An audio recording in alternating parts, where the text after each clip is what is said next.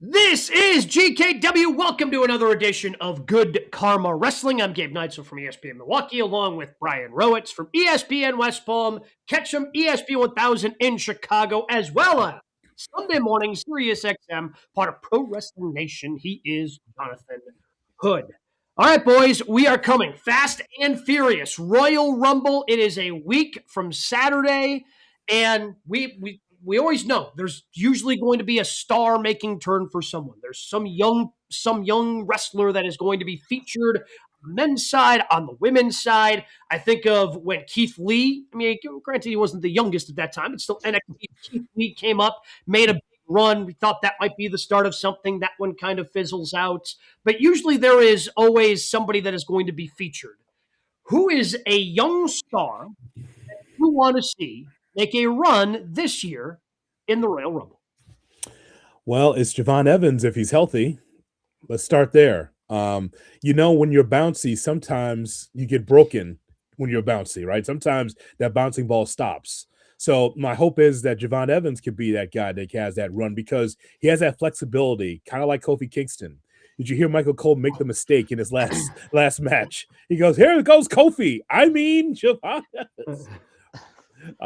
Because they kind of look the same and kind of that same buoyancy and that flexibility. So what about a guy like him?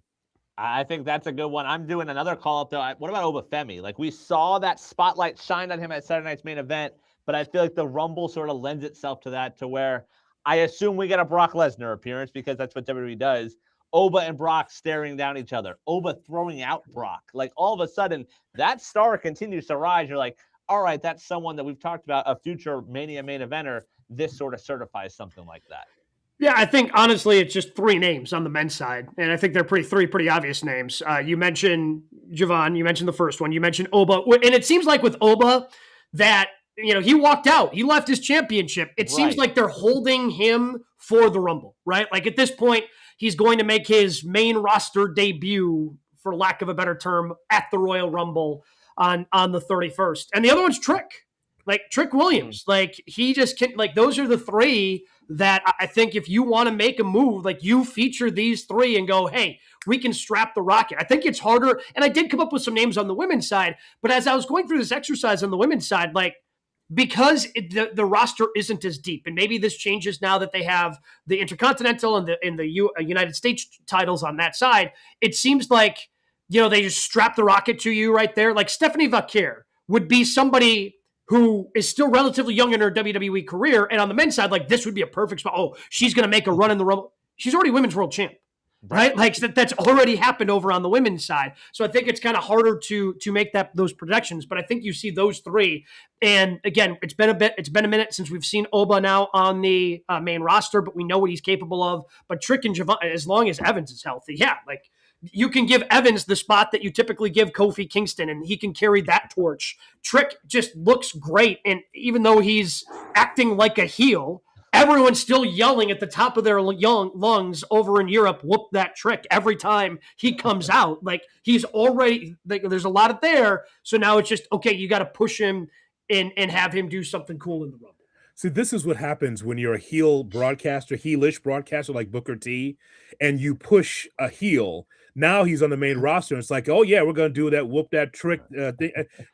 That was loud last time we saw him on TV. I'm like, holy cow, is he already a star? Just because the fans, they all knew that whoop that Trick thing, and just like, and then he gets in there and he's unafraid on the mic.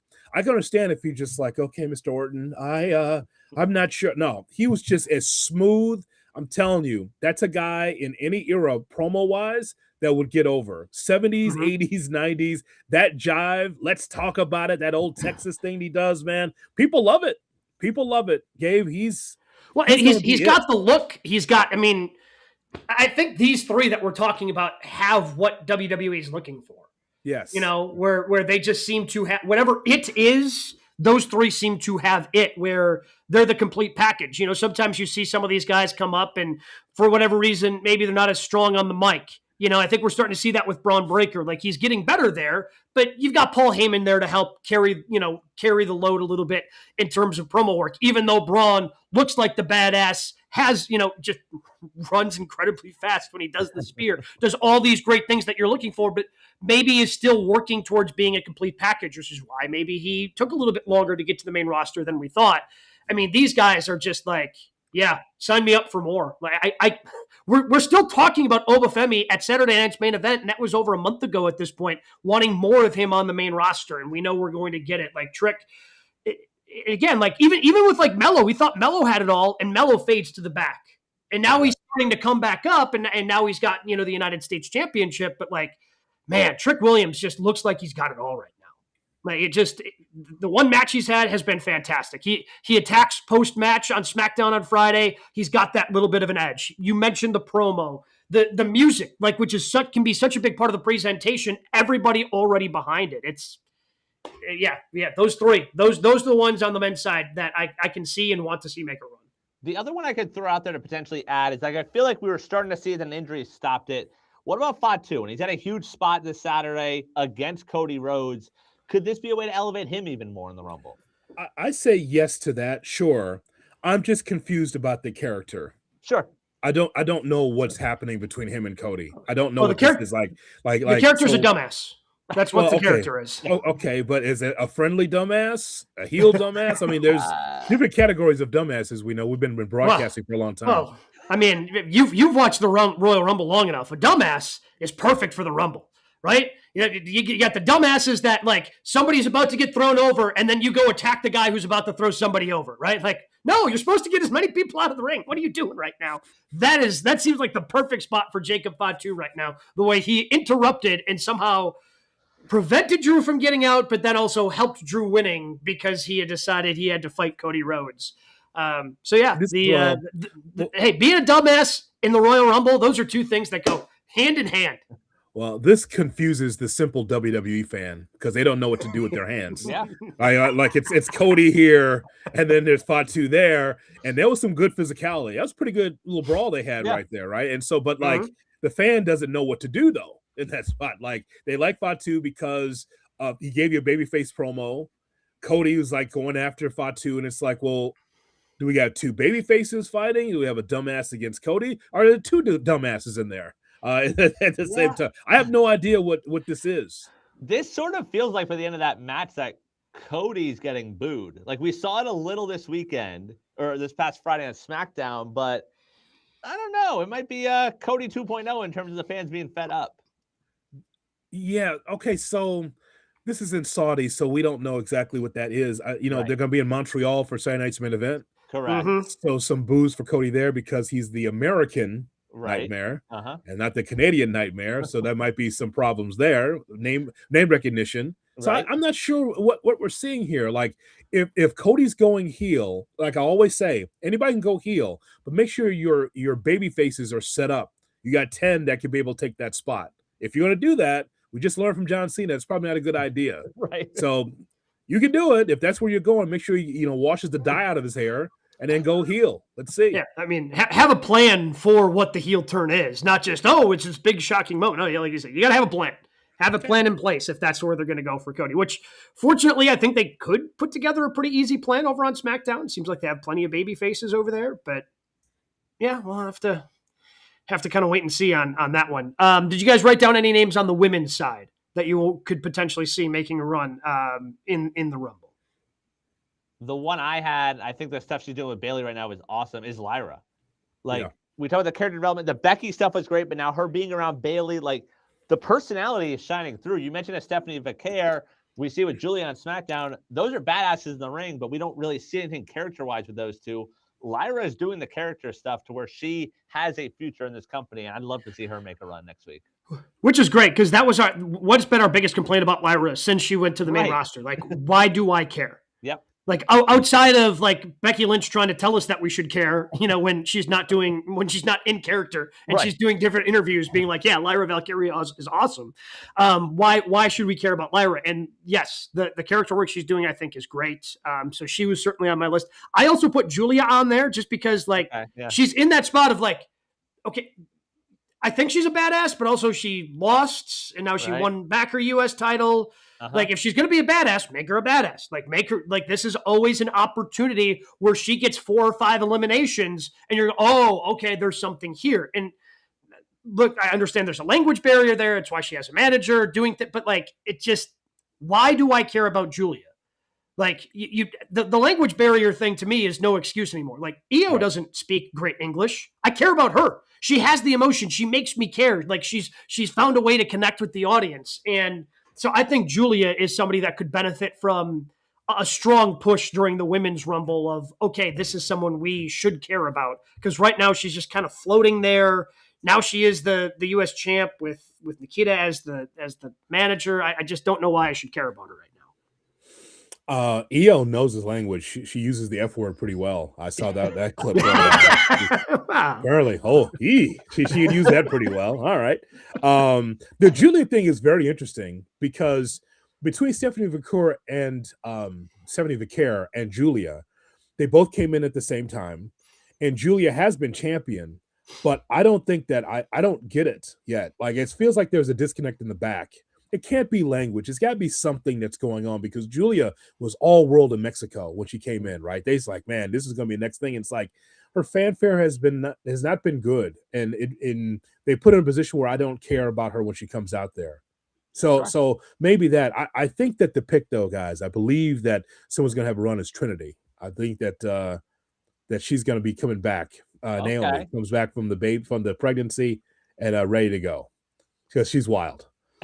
Just because I guess that's the reason why we haven't seen Big Jim. I think that's the reason why we didn't see him overseas. Either there is a law issue that he can't be in that country, or something's going on with the baby. That I think we're pretty close here, aren't we, to the pregnancy? I don't know how the timeline lines up. Well, and just the way that Jay, again, I know. I guess I just assume with the promo that Jay cut on Monday night, where he was giving love to both of them. Because I think he just kind of got lost in the promo and just decided to shout them out. No. Okay. Like, all right, cool. They don't do testing in WWE anymore, clearly. God almighty. That's what it felt like. Maybe he meant to do it and then just forgot about it and still threw it. I don't know. It was a very strange promo that Jay cut on Monday night. They just roll him out there. And by the way, when it comes to, we mentioned Trick Williams, this guy here right next to you in the box here. Mm-hmm. Yeah, he's going to turn on Trick Williams. He's going to turn on him. He's going to turn. Well, he will turn him like he turned on Jey Uso. Just watch. Because you know why? Because there's 5 moves from Trick Williams, and his finish is the Brutus Beefcake knee. That's the high knee is his finish. So he won't like it because there's not enough flippy from Trick Williams. I guarantee you that. There's more on the mic there. I might have fast forwarded through that match with Cardona after a couple of minutes this week, but there's at least more there on the mic. See, I'm already calling it. I know he's going to turn on Trick Williams. You know him too well. That's the problem here. Like you picked up on the Brian Rowett's tendencies, and you know it. And again, someone who's a great match Friday. You have that letting down for match of the week. No, it's fine. But he will do the move the head to the left, move the head to the right. Ha ha. Trick Williams. He'll do that thing with the head, and then say he's not that good. And then push Sammy over. Then push Sammy over to the move.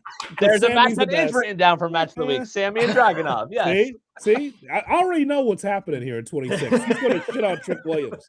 That's what he's going to do. He's good on the mic. He's not leading on the catchphrase, so I'm fine with it. The other one I'll say women's wise, and I feel like it's an easy pick. Like Chelsea's going to be Chelsea. Like you put her out there 1 or 2. Yeah. Let her entertain the whole match. Yeah, and she doesn't care. She'll go over first. She doesn't care.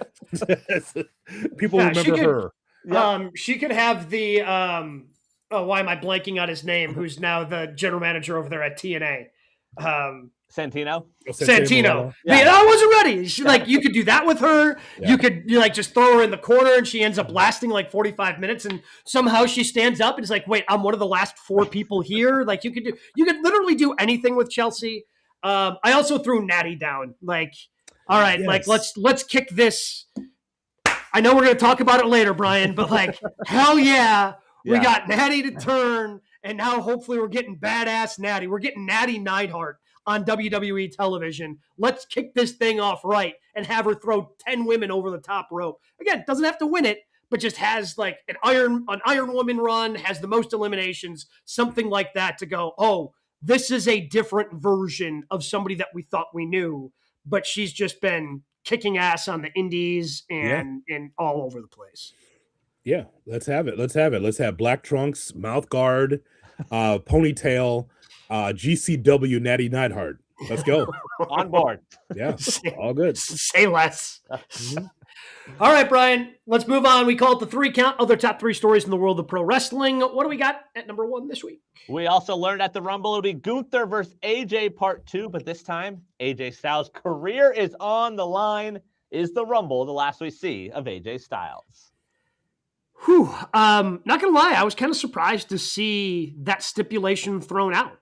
Gunther comes out, declares that, he's going to be in the Rumble, and AJ wants his rematch. I just assumed he would, maybe just kind of dismiss it. Then AJ enters, eliminates Gunther, and that's how you can kind of continue that feud. But to have the career on the line already, it makes me think that, because I can't imagine the momentum that you've built with Gunther of being this guy that is retiring people, and especially with more retirements presumably coming, whether that's Chris Jericho, whether that's Brock Lesnar, and if he ends up going on this run of retiring people, like him losing to AJ Styles doesn't make a ton of sense. And AJ, if he wins this match, putting his career on the line again doesn't make a ton of sense. And it just makes me wonder, is AJ dealing with something health-wise that makes him think that he can't go the entire year? Obviously something he can wrestle through, but the longer he wrestles on, he knows he's on borrowed time. And if he wanted 2026 to be his last year, if he needs if he needs surgery on something, hey, I can tough this out for a couple more matches. But if 2026 is going to be his last year, he didn't want to be like, oh, I'm going to have surgery and then come back at the end of it. I've just been trying to play out all the different scenarios in my mind. I was just shocked that at the first PLE of the year, it could be AJ Styles' last. But again, it would be full circle and a complete decade for him. Debut at the 2016 Rumble, retire at the 2026 Rumble. So if Gunther loses to AJ Styles, what do we think of Gunther? We still think he's dominant. We still think, hey, he's a guy that got rid of Goldberg and John Cena in 1 calendar year. If he loses and AJ Styles wins, hey, AJ Styles, hey, you were able to survive, and then you keep that program going. So are we convinced that AJ Styles will go out because of Gunther? Is that their plans, or do they have some kind of unreal thing that they have going where he goes out his own terms, where he wins at the end of the year? I don't know what they have in store. All I know is that it's very early to be able to have a match of this magnitude. But I kind of think that AJ is going to win the match, and then it's going to be more heat from Gunther on AJ Styles to try to injure him and put him out or something like that. So that wouldn't surprise me. I guess though, to your point, Gabe, they sort of booked themselves into a corner. This match would have made perfect sense at Mania. And I agree with everything you laid out. AJ winning doesn't make sense for either of them, but also AJ's career ending in the middle of the show in Saudi just feels off. Well, I mean, if it's not main eventing Mania, right? It would end in but that's the thing. If they ended it, whenever they end it, it's not going to be a main event. Yeah, but it being at Mania is a different dynamic than the middle of Rumble. Sure. Well, wait a minute. This is not R-Truth retiring. You got to give AJ Styles a little oxygen, don't you? You just can't just cut him off. Listen, it's not going to be this. The bar is John Cena. Yeah. Okay. So you're not going to be able to reach the John Cena bar as far as retirement. But my God, some video packages, give him some matches. This Gunther one is you were talking about. Well, you can't cut him off in January, for God's sakes. Unless Gabe is correct, if there is an injury or some distinction where he can't go for a lot of the year, that's fine. But I think that you can give AJ Styles some time here. But you talk about the bar being Cena. This is Cena. Kurt Angle lost to Corbin in his last match. Well, that's Vince, pal. But isn't AJ more of that, where it's it's not really a WWE guy. He's not a lifer. My hope is that they have moved past that Vince mentality. Honest to God. I mean, it's not Sting. Okay. The way they did Sting in WWE. But again, that was under Vince. Cena and it's Sting. Well, that was under Vince. Okay. I mean, AJ just feels closer to Sting on that ladder. I feel like Survivor Series. I feel like somewhere in that time frame for AJ Styles, and he can leave on his, But January, no. I feel like AJ's going to come out and pull this out. That's what. But don't you like take away some of the luster of ending Goldberg, of ending Cena, if now he can't end AJ? Yeah, now he's 2-1. Yeah. Now he's 2-1 in retiring guys. Like, all right, there'll be a return. I mean, have we not watched WWE, the slow burn of McIntyre against Cody that lasted for 16 months? Man, this is what they do here. This is a slow, and they had to be convinced by Cody and by Drew that Drew winning was finally the right call. Like, this felt like, oh, this would be a cool stipulation, and then they're like, oh shit, how are we supposed to book this now? Like, someone's gonna have to win here. Like, what do we do? That's not good. But again, he's not losing the whole at the Rumble. He's not losing. It just feels so early for it, right? Yeah. Like, because if you pay attention to the product, 75% of the audience knows that AJ Styles is retiring in 2026 because he's been so open about it. Sure. Like, 2026 is going to be my last year. Like, he's been very open about it. So I would assume that a lot of the fans know. So to throw that stipulation out there, I guess they could try to be swerving us a little bit. But again, that's why the first thing that went to my mind was, well, if he wanted to retire in 26, we're already doing this now. It made me wonder, okay, is there some sort of injury that he knows he can wrestle through for like a month, but knows that he needs surgery on and is on borrowed time? I don't know. Go ahead, Brian. And again, that's pure speculation on my part. Hood, we've talked about with like Hell in a Cell, War Games, like those are the end of the rivalry. So AJ wins, it's 1-1. The career was just on the line. What is the third match that you want to see again? Steel cage. with the Hogan bar cage. Don't you understand? You watch WWF TV, it's the Hogan Boss Man cage. That's how it ends right there. No, something that's usually the case, right? Yeah. So, okay. I know nothing. I've not talked to anyone about this. I don't know the future calendar of WWE. I have no idea. I kind of think that AJ Styles wants to retire on U.S. soil because he's America guy. He's America. Can you see State Farm Center, Gabe, or Georgia Dome? So, I was about to say, like, yes, AJ Styles. Yes, absolutely, or at least make a stop there. Like we all thought that the Saturday night's main event for Cena was going to be in Boston, right? But that ended up being a Raw where he wins the Intercontinental, and they ended up doing in DC. But he still at least got to stop there on the retirement tour, not going through Georgia on the retirement tour. Like this is TKO. Like Georgia's got enough money. Like I don't know, they're not standing up. Looking at the pay-per-views right now: Elimination Chamber Chicago, Mania Vegas, SummerSlam Minneapolis, Money in the Bank New Orleans. That's what's announced so far. And then, then there'll be more. Yeah. Well, because the rumor for Backlash again, right? Milwaukee, Puerto Rico. Oh. AJ doesn't consider that America. Like if we're being honest, that has nothing to do with AJ more than just me being excited that it's in Puerto Rico. He won't take that. Tell you that. He won't allow that.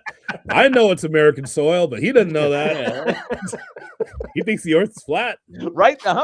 So, I mean, ask Brian Danielson; he'll tell you. I mean, he thinks AJ thinks our world is flat. So, yeah. So do you have you got plans? You got the tickets ready? I mean, once it gets announced, like I'm gonna talk to the missus and we're gonna go watch some wrestling down on the island. I like that. Let's get Bunny back in there. God, get Bad Bunny back there. That's my goodness. But yeah, so I as far as AJ Styles goes, like it's one of those times in wrestling where I just truly don't know. Yeah, which is exciting. Like, yes, which is exciting. Like it's exciting to not have an idea of trying to like put these because it's what we do as wrestling fans, right? Like you try to put the story together as it's going because it can be so formulaic. And when you have something like this, which happens a couple of times a year, of like, oh, I didn't see that coming, like it becomes exciting for it's going to make you more invested in this match for sure. Like every near fall, you're going to be living or dying, wondering is this actually it for AJ Styles? Yeah. Yes, it'll be Gunther tapping him on the ass to get out of the pinfall again. Boy, that's such a mid-card finish last time we saw them. I saw that in early matches, like, oh, the tap out that the referee didn't see. Like, God. Ugh. What do we got at number 2 this week, Brian? We talked about it Monday night. We saw the heel turn of Natty, Natalya Neidhart, turning on Maxine Dupree. Who else in wrestling do you want to see make a face heel turn coming up soon? Before we give our names, quickly, just again, I want to celebrate Natty one last quick time. I was so excited to see that from her, and then just go in and just absolutely beat the ever-loving hell out of Maxine. Like, this is the Natty we've been waiting for. Again, we've gotten the teases on the different vignettes that they did, training Maxine, and then, Maxine finally goes over. So for Natty to show up, make that full heel turn, like, she's not going to be heel for long. Mm-hmm. But I feel like the audience is just going to absolutely love this ass-kicking character that Natty is, and I cannot wait for it. Okay, yes, just come out in all black mouth guard, like she was in all the bright colors matching Maxine, whatever. No more. She is coming out like all black, like his ponytail mouth guard, just taking names. Like, she should legitimately, whenever they have this match, it should be a squash. Yeah. She should squash Maxine. And that's to me more about Natty than anything else, but that's what they need to do to build up Natty. And I'm hoping she eventually becomes one of these champions, but look out. Strap the rocket to her back. No, I totally understand it. She didn't do enough to Maxine, actually. Should have been more. More. And this is not against Maxine. She's been a fine guest here on Good Karma Wrestling, but just the character is soft. I wish they didn't do that. What was this, in Dublin, Ireland? Was that where the show was? Yeah. It was in Dublin, right? Yes, it was in Dublin on Monday, yeah. Mm-hmm. It was weird because this is Becky's hometown. Right. Oh, Belfast. Was it Belfast? It was Belfast. Yeah. Okay, so it's in her country, and so no one has any sympathy for Maxine. Right. Because they know she's green and she isn't good. And so there's no sympathy of, oh my God, you can't do that to Maxine.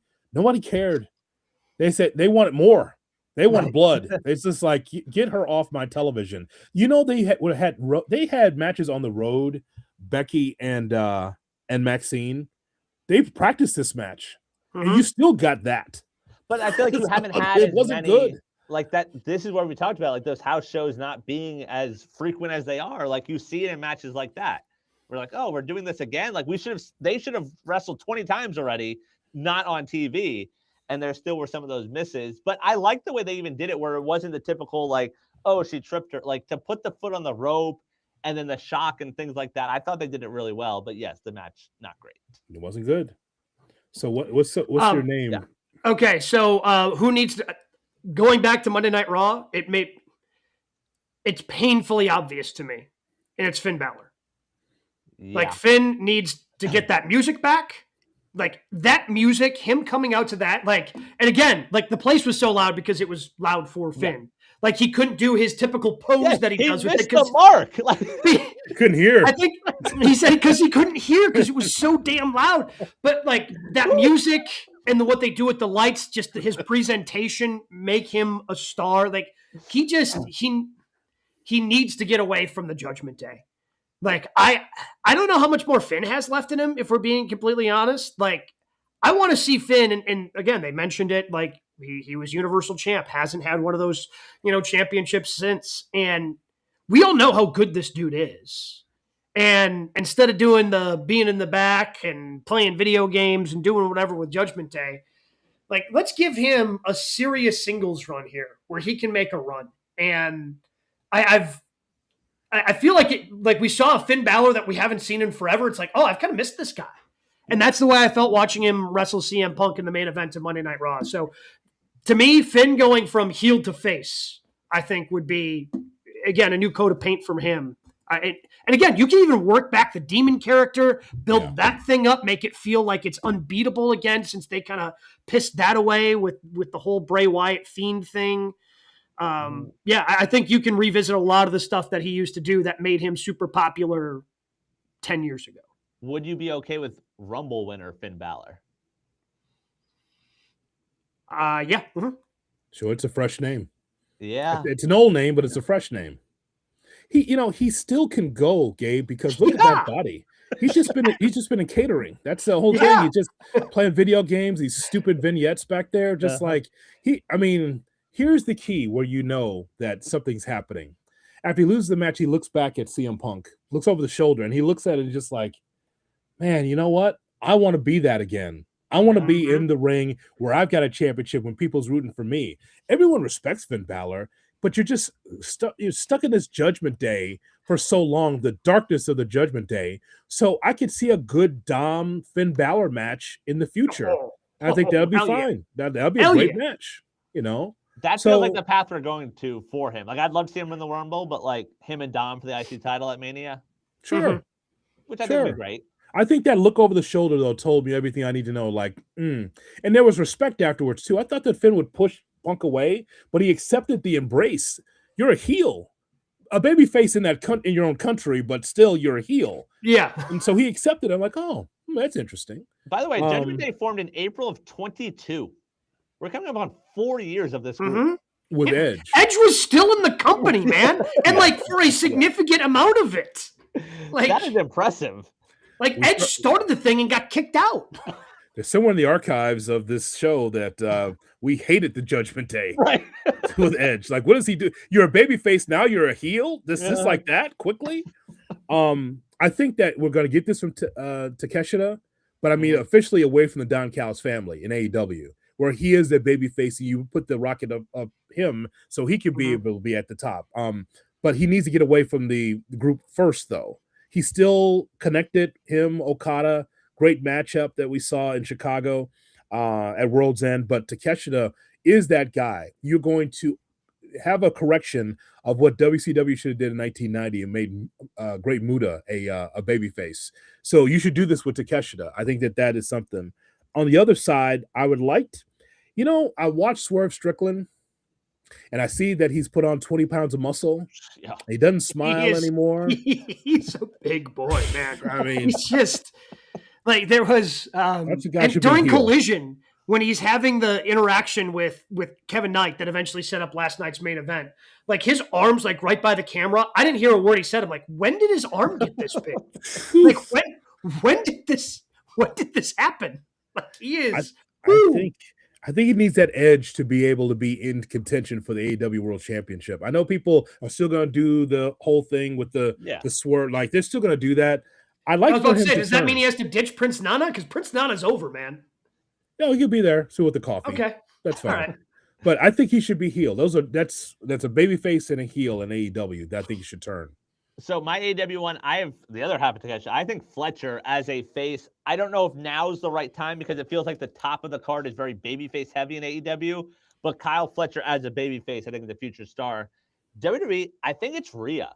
Like seeing her and Io in the ring this week, I was like, they're going to break up soon. Someone's going to turn. Why not her? Rhea as a heel. Like, I feel like that edge, and all of a sudden you look at her a little bit differently. And you could run her and Io back at Mania, and you could do that at really any show. But her as the heel could be fun. That old school in me says what happens to the merch, but it doesn't matter in WWE. Yeah. She'd still be making top merch because look at her. Right. Yeah. So wouldn't that be something? Just that whole thing. So, okay. So put the odds out there. You say Rhea as a heel, but not Charlotte. Nah, I feel like we've done a lot of that. Like, oh, you still like that friendship? You like the friendship of her and the. I actually like what the two of them are doing. Yeah, like character-wise, like it's the most I've enjoyed Charlotte in a long time. Like her not at the top of the card. You mean her being real? Yeah. Yes. Yeah. Yeah. Because again, I think that's the perfect way to put it. Like it feels like she's like a real human being. So we're not saying Charlotte. We see Ashley Fleer. It's Ashley Fleer, actually. That's who we're watching. I think that's, so, I mean, I guess. But also because it looks like she's having fun with it. Right. Like, part of me knowing, again, she hasn't completely opened up about everything, but obviously she's been through a lot, like in her entire life of this being something that she never really wanted, but then wanted, and then wanted to do it for her brother after her brother passed away. Yeah. Like, for the first time in a long time, it feels like Charlotte's having fun. So I guess I don't want to take that away from her. Like, I enjoy it. I'm not moaning and groaning when she's on my television. She seems like she's having fun. So no, I don't want to turn her heel right now. Maybe, probably eventually because her last name's Flair and they're the dirtiest players in the game. That's just the way that works. But I'm not ready to do that quite yet with her because she's having too much fun with the tag team she's currently in. I do hear that Charlotte's much better on Cameo though than the old man. So. Probably because she's sober. Yeah, there's a picture going around of Ric Flair, Charlie Sheen, and Mike Tyson hanging out. By the way. Oh my God! Sure, that was a sober evening. Oh my God! Why would you get married? Woo! It says here, say hello to Charlie because he's getting married. Woo! How pissed is he hearing AJ Styles talk about retiring? He's like, "You got 40 more years. What are you doing, AJ?" Like, he can't be okay with it. He's mad. He's mad because AJ's had one woman and a family and happy in the state of Georgia and just going about his life and not having drunken cameos. It says here you're getting married. Say hello to Charlie. Woo. What about Cody? Does Cody need a turn? Yes. Man, I don't think so. Okay. I don't think so. I mean, again, we have just gone through this thing with Cena. Are we sure that Cody as a heel works? I mean, I think overseas he's certainly a heel. Yeah. People don't like him. They got a lot of boos when he was overseas. Just because, again, it becomes interesting with him, right? Like, he's gone through these phases where he starts to get boos, and then they turn back into cheers. Like, again, the revisionist history of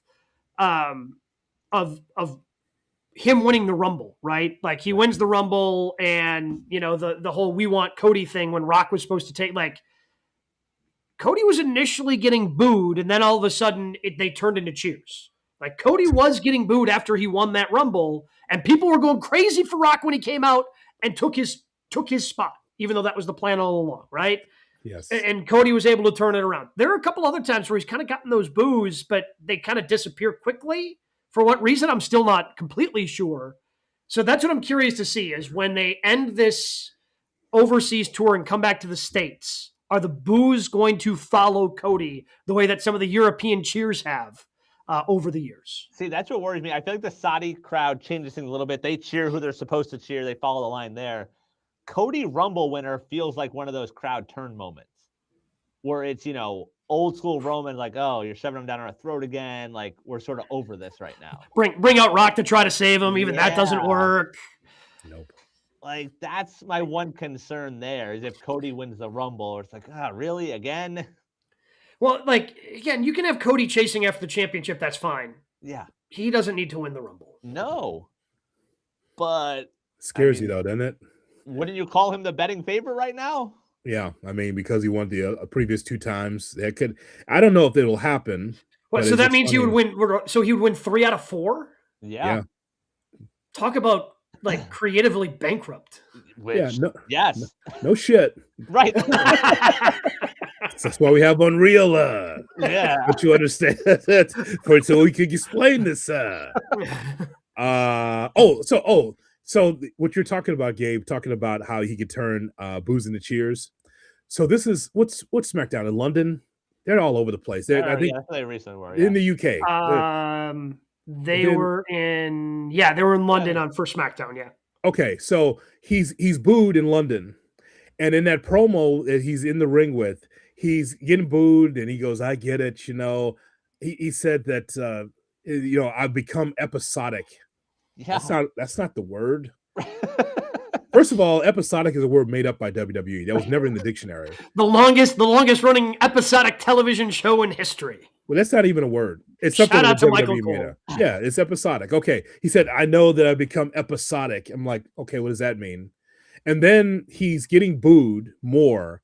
And then he says, it's good to be here because I was here when I was in the Indies at What Culture Wrestling, and I think we should have like, hey, I know your stuff, Pop. Yeah, Pop. yeah, and also there should be a WrestleMania here, and he was doing 2 or 3 things, and all of a sudden the crowd got back with him, like, yeah, What Culture WrestleMania? Okay, he's our guy again. He's such a bullshitter that way.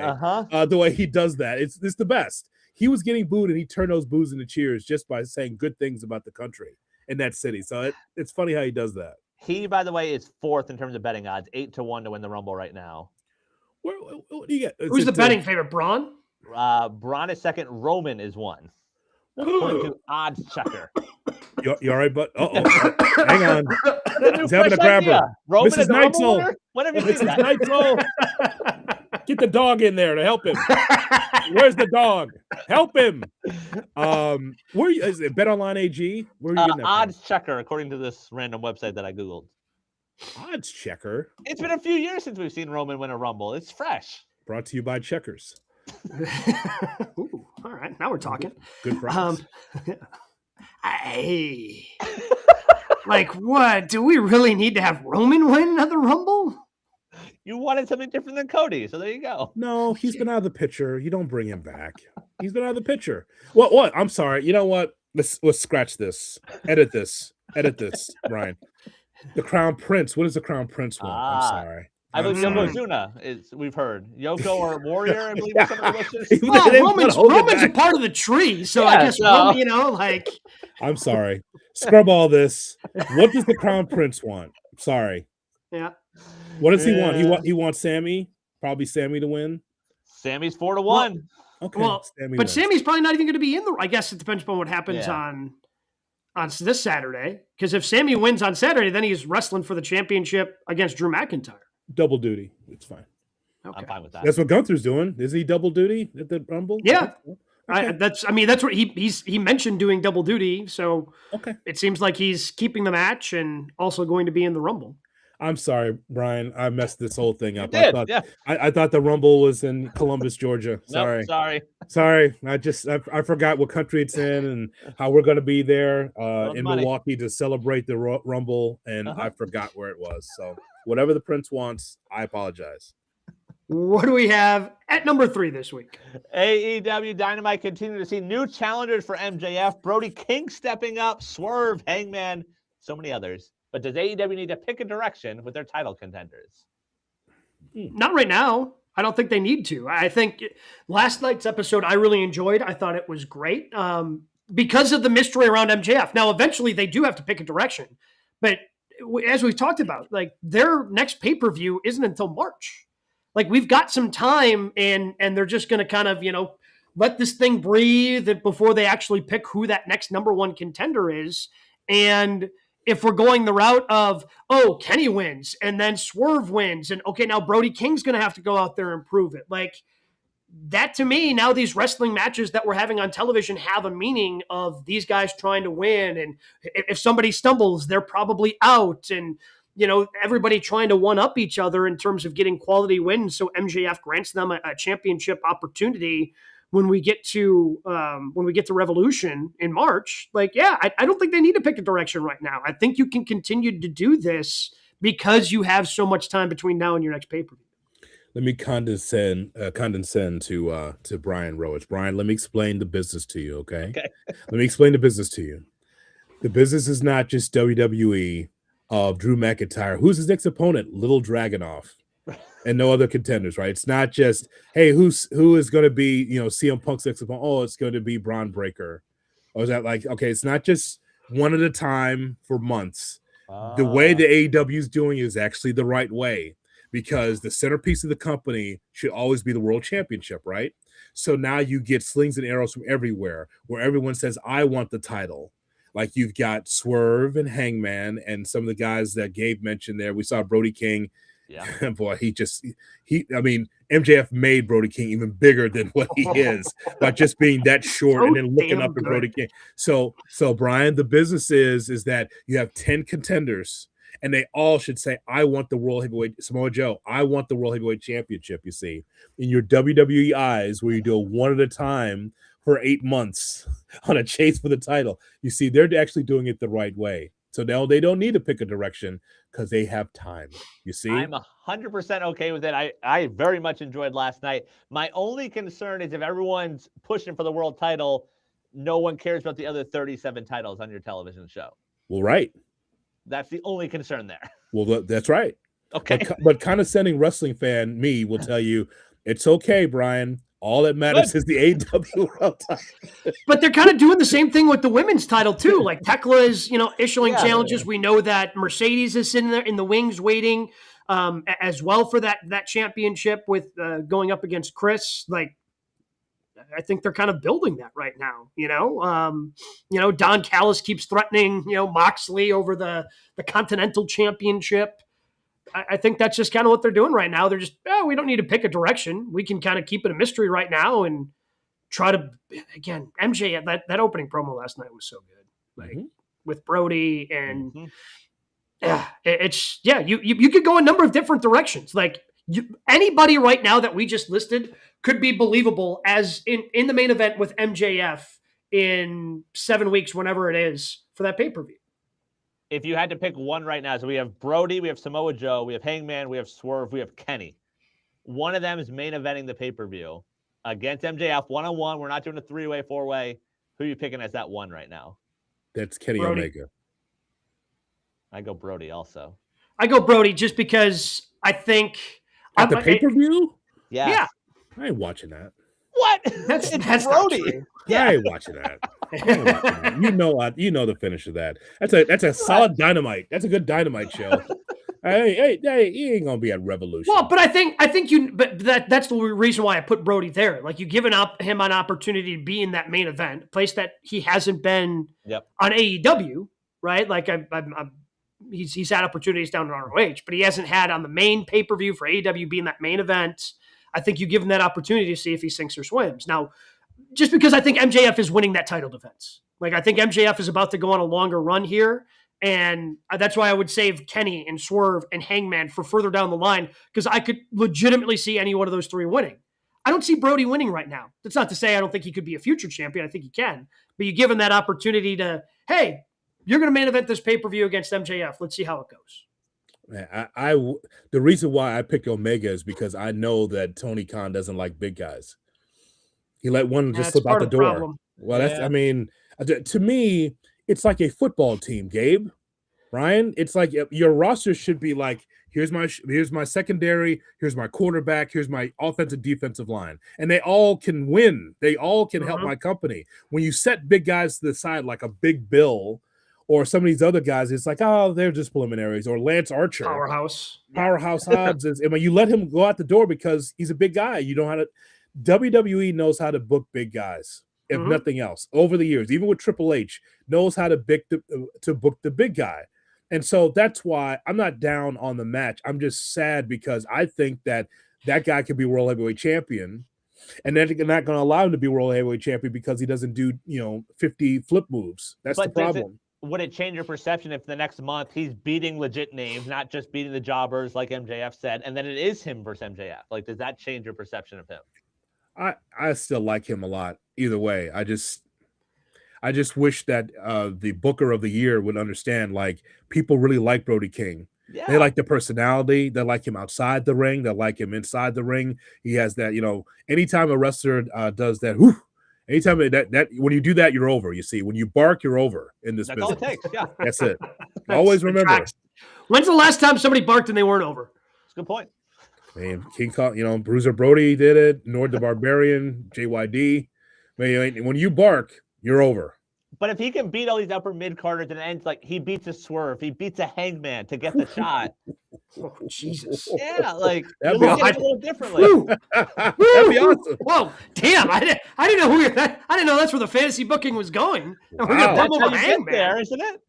Well, Brian's right. That's how you do it. Like, if you really think that he should be in the pay-per-view, he can't be in standby matches. Right. He's got to beat guys, and I think he and Brodito were a great tag team. But if you're gonna go with Brody, put him into meaningful matches where you feel like, hey, this guy could be the next world heavyweight champion. I'm all for it. He's gonna lose, but I'm all for it. Yeah, probably the diamond ring right to the jaw. 1, 2, 3. That's fine. That's how it goes sometimes. All right, Brian, what do we have this week in news and notes? That's how it goes sometimes. That's right, folks. That's how it goes sometimes. 1, 2, 3. Some free agency news. We talked last week about Tommaso Ciampa's contract expiring. Well, he took to social media to, confirm his contract is expiring with the WWE over the next few weeks. He thanked fans, fellow wrestlers, and the WWE crew for their support over his decade with the WWE. He also added that he spent his first decade traveling the indie scene, his second decade with the WWE, and is, quote, beyond excited for what the remaining decade has in his career. So what is he? I mean, I guess we interpret that as he's going back to the indies? Yeah. Nothing wrong with that. You can make a mint. Make your own schedule. Nothing wrong with it. Be an attraction. there's a big hole. Matt Cardona leaving. There's a big hole out there. Yep. Ciampa fills that perfectly. Yep. Like black and gold Ciampa at the top of the card, the Indie Death King, Indie King, whatever. Like, I'm in. You know what we don't have in wrestling is that nerd that can be able to measure the indie attendance based on who's on the card, right? A veteran that comes in, how much does the attendance increase? Like if you know at the time Matt Cardona's on the card, Right. how much, Gabe, does the number go up as far as butts and seats, ticket sales? I wish someone would be able to look at that because to me, the indies are thriving because of veterans like a Ciampa, like our guy that's out there right now with his wife Scarlett, Killer Cross. Killer Cross. Yeah. So I would love to see the measurement of that because I don't think that these guys are performing in front of 25 steel chairs, right? Like at some warehouse. Those guys are making a difference. That's what I believe. So Ciampa could do the same thing. He's an attraction that you'd want to see. Yep.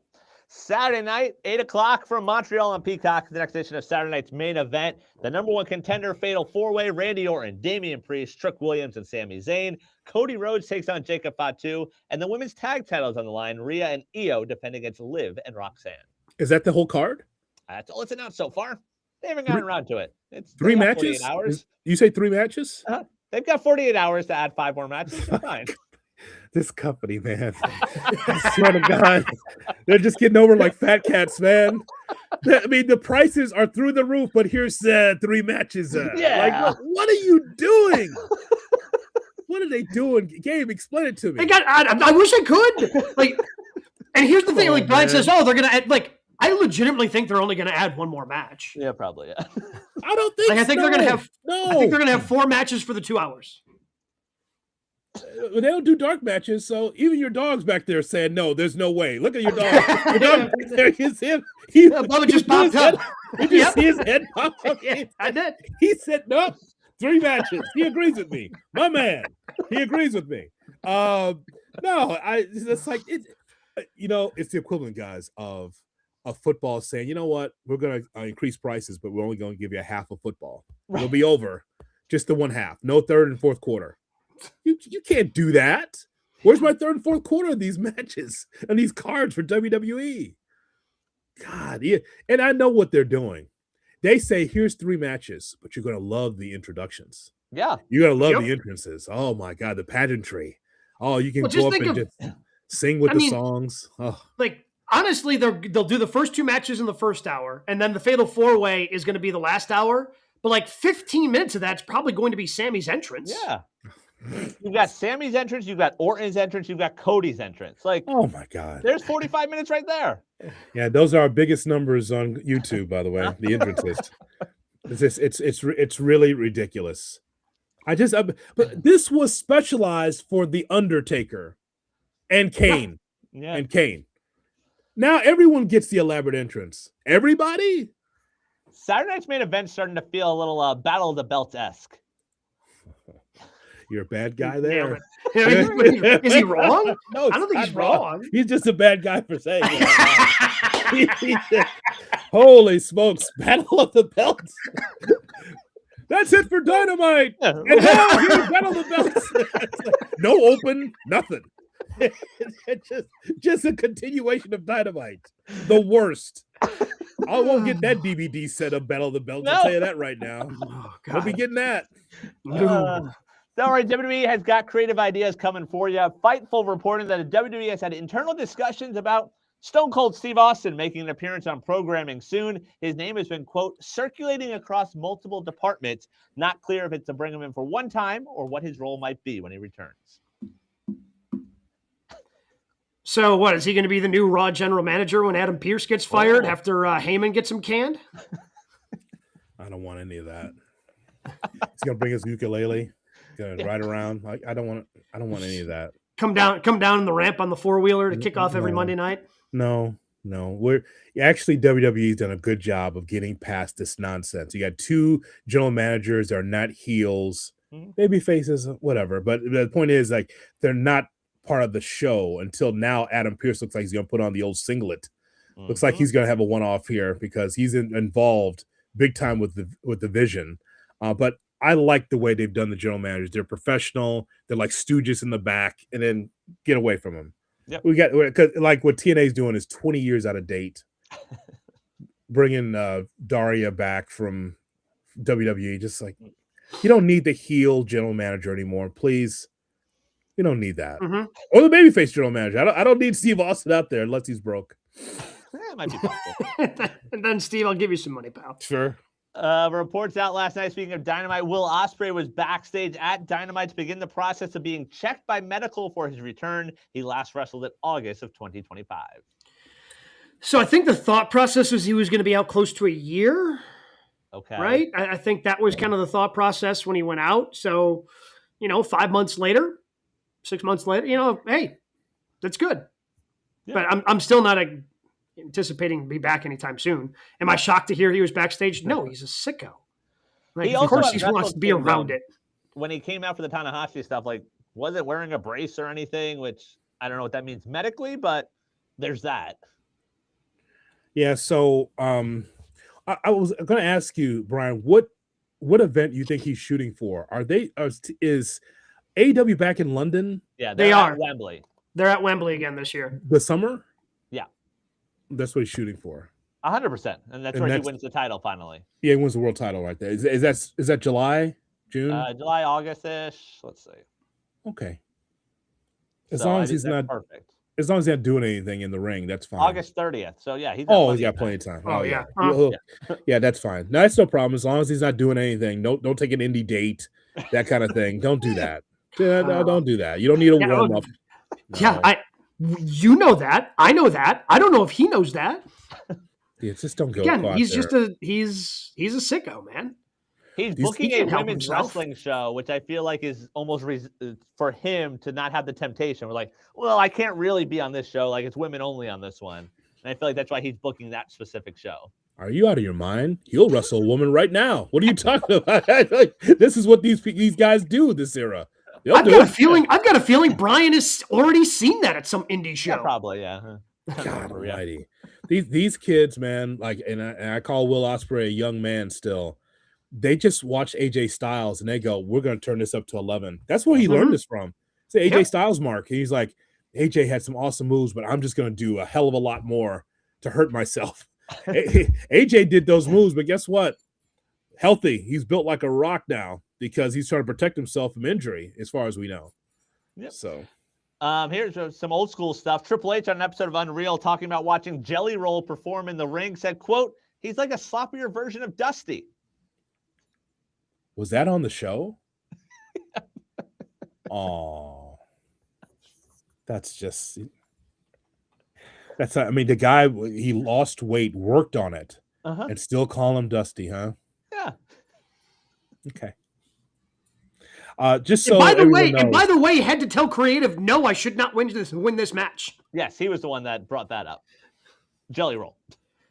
Just so you know, the three of us have not watched Unreal. I won't watch it at all. I've seen a couple of clips on social media. I did not know that Triple H said that. Mm-hmm. And Jelly Roll said, I don't need to win. Yeah. And by the way, and they said, that's okay. What kind of creative are you? Don't you make the final decision? Yeah, Jelly Roll's got it handled. I won't hear anything more about Tony Khan when I hear stuff like that. That's fair. Finally, news and notes. We're getting closer to episode 2 of TNA Impact on TV. Everyone watched it last week. By everyone, I mean Jay Hood. Your thoughts on episode 1? Okay, let's do an Unreal segment right here. So we had different choices of when we were going to do this show, and it was like, we need to be able to talk about Dynamite and Raw. Yeah, NXT. Okay, but the point is, though, we need to be able to address AEW and WWE as we came on the air, and we picked Thursdays. We also said we would be the pre-show for TNA. Yep. Little do we know that hardly nobody's watching TNA on Access TV, or even have Access TV, or how do you find that? much less have Access TV, or have Access TV. So that was the whole plan, to be able to say, all right, TNA fan, whoever you are, you can watch our show, and then it ramps right into the TNA Impact show. Okay, so now they're on AMC. I don't, the three of us, because we work for Good Karma, we don't believe in numbers. But I know you saw the numbers as well. If you believe in those numbers, that wasn't great, the debut of TNA on AMC. Well, didn't the initial numbers ended up being different than, I think there was a different number reported yesterday that was better than the initial number. So it was 200,000 instead? Well, no, you're still below 200, but like the first number was like below 100. Like the first number was below 100. Then I saw, I'm like, there's no way. And yeah, so it's below 200. Guys, because they're getting like live golf numbers. Yeah. There's a shot there. Hey, Gabe, I got live tickets for you in Bolingbrook. You want to go? Absolutely effing not. Click. He hangs up on me. That's what he did, Brian. He hung up on me. I said they're a partner with us on ESPN Chicago. Would you want tickets? Absolutely not. And I have the golf show up here. Goodbye. Click. Wow, not even holding a conversation with you. Unbelievable. No, he did. I mean, it was very quick. Okay. Gabe did not want to talk to me, and so as soon as I said live golf, he was like, "Oh my God, are you kidding me? Oh no, live golf? No. I'm a PGA guy. No." So I watched TNA with their debut, and let me just tell you, it was in Dallas, and they do this shot. You're a TV guy, Brian. This drone shot. We're at the Curtis Caldwell Center in Dallas. You know what they showed? An empty parking lot. Okay. To start the show. Why? So no one's in the building? Why would you? And you know they filmed that like Wednesday night, right? Yeah. I'm sure they put that. You know how you guys do in the pre-production. They showed the empty parking lot of the Caldwell Center. I'm like, well, that's not inviting. No one's in the parking lot. You said there's some stage hands like walking around. Nobody there. They go into the arena, and I'm like, well, I wonder what they're drawing. Well, you look in that arena, and I think they had 2,500 people maybe in a huge arena. They talk to people on AMC. They have the stars, you see, and they've got guys from Dark Winds. It's actually a show I watch, Dark Winds, but no one knows that show. It's a niche show, but that was Celebrity Row, you see. And they were there, and they were talking, and one of those guys from Dark Winds punched out Ryan Nemeth, Nick Nemeth's brother, because you had to have that. And then you have the former general manager for WWE. It's Daria is her name, but what's her? Yeah, I'm blanking on what her name was in the WWE. She couldn't wrestle. Yeah, she was let go. So she's the general manager. She turned on Santino. Oh no. Okay, yeah. So and again, Santino being the general manager, they just like WWE, they had no more than 4 matches.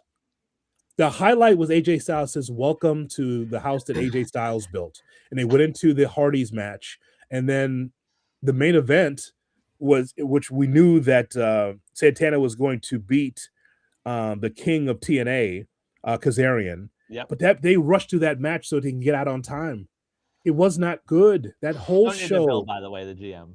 Who is it? Sonya Deville. Sonya Deville, the new GM, right? Yeah, because you need that. It was the absolute shits. Yeah, well, Paris Hilton. You got Jeff Hardy versus Ali. You have a feast or fired match. Are you aware of the stipulation there? Yes, feast or fired. Yes, you could be fired in the match if you lose. Yeah. TNA wrestlers will battle it out in hopes of securing a briefcase with a coveted championship opportunity, but inside of one of them will be the infamous pink slip, forcing the holder to be fired from TNA wrestling. It is. It's not worth watching. Wait. So there's 2 briefcases?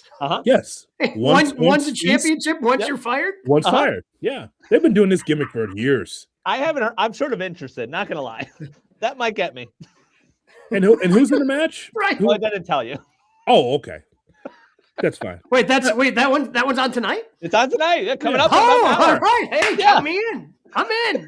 It's actually on. Feast or fired. It's actually on right now.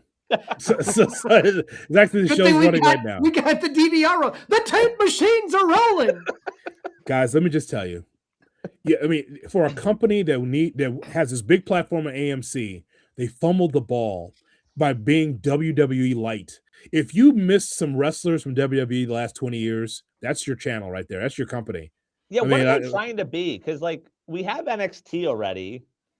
Like that's the baffling part. Like I just don't know who they are. Look at that roster. They're all most of them are former WWE superstars. Like if you loved WWE in 2005, you'll love TNA. But those guys are now 20 years older. Yep. Okay. Make sure we're on the same page there.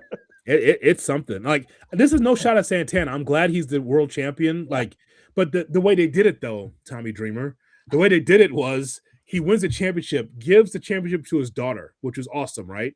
Crying in the ring. Yeah, we're going to take it away from you because we got this AMC thing. So we're going to take it away from you, but you'll get it back in the debut of TNA on AMC. And then the coup de Gracie, the cherry on the crap sundae.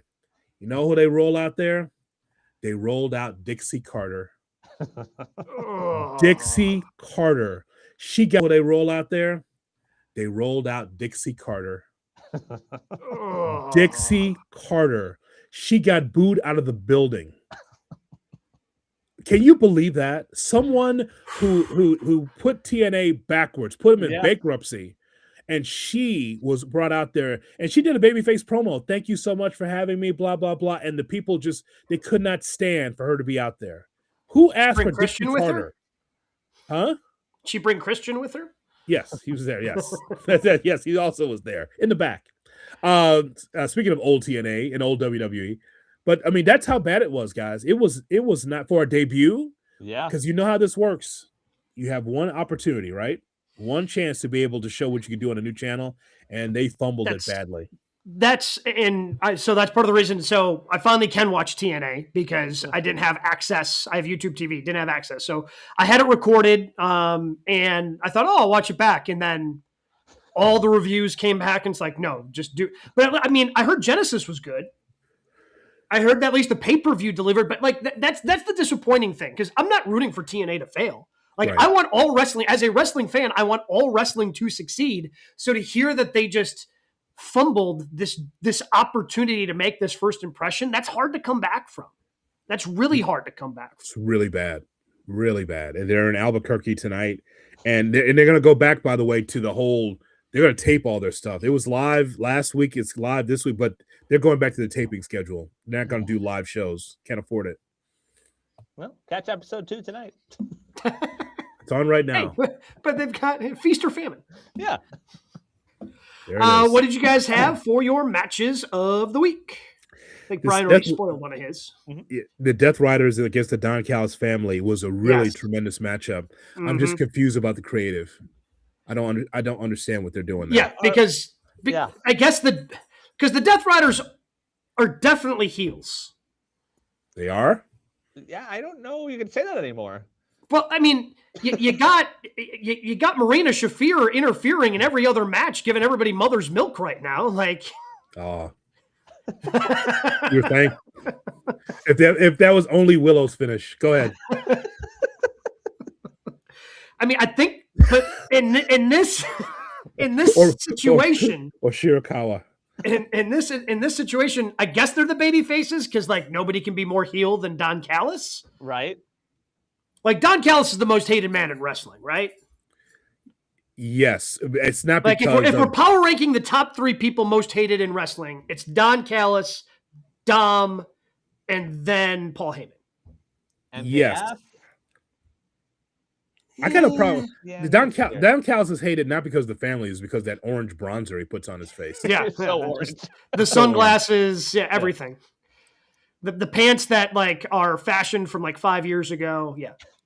For brevity, Death Riders are faces now, though. Like, well, they are baby faces. There's no question because Don Callis and his family is the worst. For brevity, I'll just say this. So now AEW wants me to root for Wheeler Yuta. Yeah, like, and that's the thing. They haven't really done anything different to make them faces. Like Mox became a face, but now you're booking them against the Don Callis family, and that's not right. It's odd. That's not right. So one of the hated guys in AEW is Wheeler Yuta. Now he's a babyface? How? Yeah, I don't know.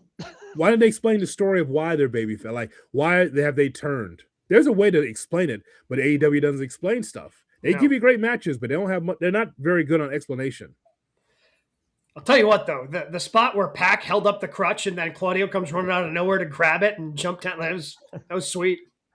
Big fan. I was Dynamite in general, though, last night. Like, you could choose almost any match from last night in terms of. I also had Swerve versus Knight to close it down. Like Swerve versus Knight, I thought was fantastic. Again, because again, a lot of those singles matches they're trying to mean something in the run up to who's going to challenge for MJF's championship. So that's why, but Swerve versus Knight to close the show, I thought was the right call and a fantastic match. Completely agree. I saw someone point out that Knight in that spot, it was sort of like what they did with Fletcher a couple of years ago. It's like, hey, here's the main event slot, sink or swim. We'll see what happens. We obviously know what happened with Fletcher. He is performing outstanding. I think Kevin Knight's that next guy. Like, hell of a performance last night. Mm-hmm. And then I'll also throw out the tag match. I'm trying to know that hood. FTR versus Alec Price and Jordan Oliver, the new guys. The new guys. No, not a fan? No, I liked it. It just I like how FTR just slowed those guys down. Yeah. It just like they're just all over the place and goes. You could just tell like Dax is just tired of this. Just like, dude, I'm taking everything. Just I'm gonna grab a hold here. You guys need to slow the F down. That's what you need to do. Stop it. Just stop it. Stop. Jeez. Because you just slow down. You're not telling any story. They're flipping all over the place. And those guys have precision timing. That I mean, and by the way, handpicked by MJF. Yeah. MJF gave him contracts. Did you guys see that? I did. Yeah, that was at the it was at the indie show. Yeah. Jordan Oliver was Nick Wayne's tag partner on the Indies. I see. He was born in 1990. No, that's someone else. He's pretty young though, so it's pretty cool to see him get a spot also. WWE had some good ones also. SmackDown, how about Carmelo versus Leon Slater? I didn't see that. Well, Leon is because Leon got hurt. They had to end the match.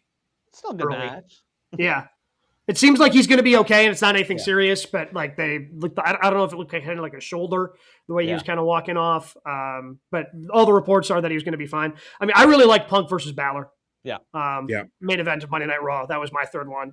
I thought it was one of the best Punk matches that we've gotten of him in WWE. And again, it just reminds you of who the hell Finn Balor is. And I hope we get more of that guy. Punk somewhat the heel because he's in foreign territory. Yeah. Yep. A little bit. So that worked for me. And he did the Finn Balor thing like that just to get booed. And it was good. Solid week of matches. Oh yeah, I mean, really good week of matches. Always is. Always is. I mean, there's 25 from everywhere else I could give you too, but I mean, it's just the one thing for sure is that we got some tremendous in-ring wrestling. And this is what we do. We do what we do, Triple H. This is what we do on Good Karma Wrestling. Well, you can always check out any interviews we've done, any old shows, youtube.com/@GoodKarmaWrestling. Comment, subscribe on YouTube. We're getting closer and closer and closer. Next week, we preview the Royal Rumble. Next week, we react to Saturday night's main events as we get closer to the first PLE of the year. We'll talk about it next week, right here on GKW.